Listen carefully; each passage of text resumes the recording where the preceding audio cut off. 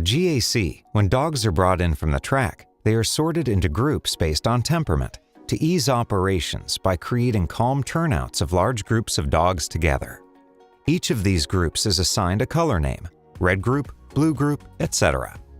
The reason why they're paired up into groups is based on temperament, really. So you have a hierarchy. We always have the more dominant dogs, and then the beta dogs from there. It's a really nice balance.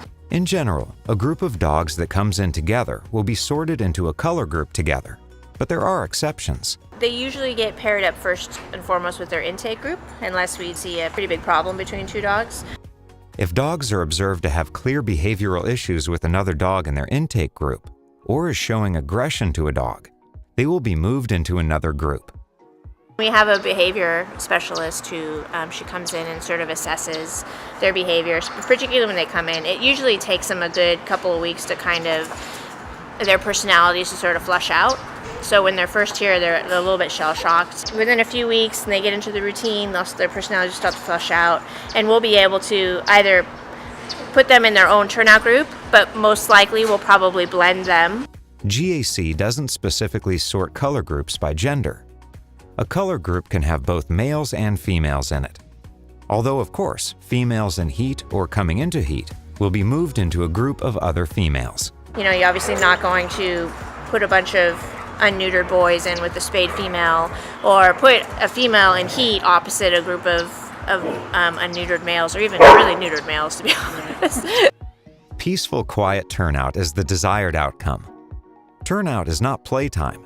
It's a time for the dogs to go potty, stretch their legs, and just socialize calmly. Having color groups in side-by-side turnouts that get along is key to maintaining peace. Each group may have a different number of dogs depending on circumstances and a number of factors. Some groups may have only 4 or 5 dogs, while others may have 8 or more.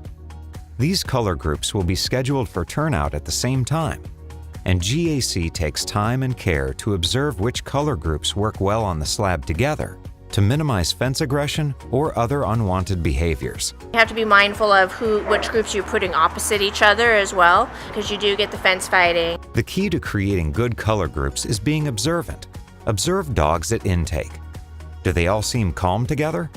Is there a particular dog that seems overly rowdy or submissive or otherwise problematic in the group?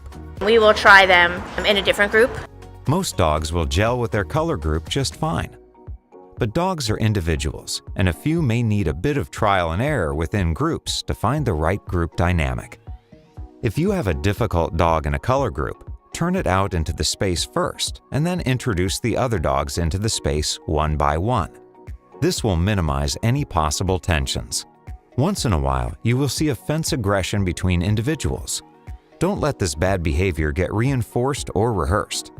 Distraction can be very useful. Redirect the dog's attention to you or another dog within its group.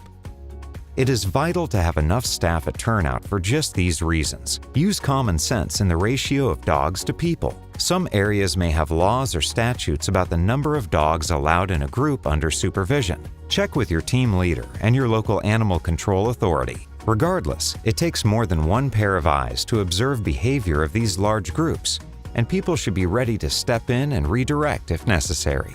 We are focusing on prevention. We're not really focusing on the dog fights happening and now we're trying to break it up. And the best way to do that is establish yourself as in charge right away, but it's also to, when you're on the slab, it's to pay attention to the dog. So it's to watch their body language, it's to watch their eyes, their tail, their ears, any sort of stiffening. And you get to know the dogs in that respect, like what's the easiest way to distract them. We all kind of watch, and I'll collect feedback from the staff and be like, how's it going with these new groups? If there are any problems observed between dogs in a color group, volunteers should notify staff, either through writing an entry in the daily log or telling staff directly. It's a lot of communication between those of us that kind of assess the behaviors.